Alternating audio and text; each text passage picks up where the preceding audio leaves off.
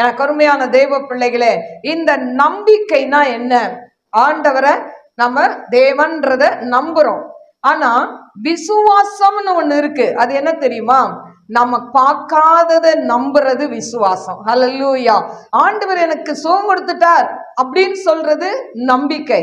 ஆனா சுகம் கொடுக்க முன்னால ஏசப்பா எனக்கு சுகம் தருவார்னு சொல்றது விசுவாசம். ஹல்லேலூயா. மனுஷனை நம்புவதை பார்க்கிலும் கர்த்தர் பேரில் பற்றுதலாய் இருப்பதே நலம். இப்ப யாரை நம்பணும்? ஆண்டவராக இயேசு கிறிஸ்துவை நம்பணும்.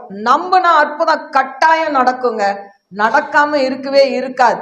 நாள் ஒன்று வரும், நீங்க எழுந்து நின்று சாட்சி சொல்வீங்க, நான் இப்படி வந்தேன், இந்த இடத்துக்கு வரும்போது நான் ஒன்று இல்லாம வந்தேன், ஆண்டவர் இன்றைக்கு என்னை நிறைவாய் ஆசீர்வதித்திருக்கிறார், நான் இங்க வரும்போது பிசாசு கட்டுனால் அலக்களிக்கப்பட்டேன், இன்னைக்கு ஆண்டவர் என்னை நிமிர்ந்து நிக்க வைக்கிறார் என்று சொல்லி சாட்சி சொல்ல வைப்பார். ஹல்லேலூயா.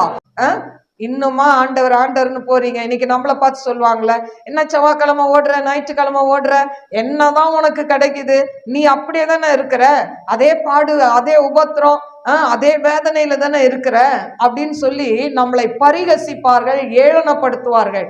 ஆனா ஒரு நாள் ஒன்று வரும், ஆண்டவர் நம்மளை உயர்த்தும் போதுதான் அவங்க கண்ணு பார்க்கும். ஆனா நமக்கு ஆண்டவர் செஞ்சுக்கிட்டே தான் இருக்கிறாரு, அது நமக்கு தெரியல.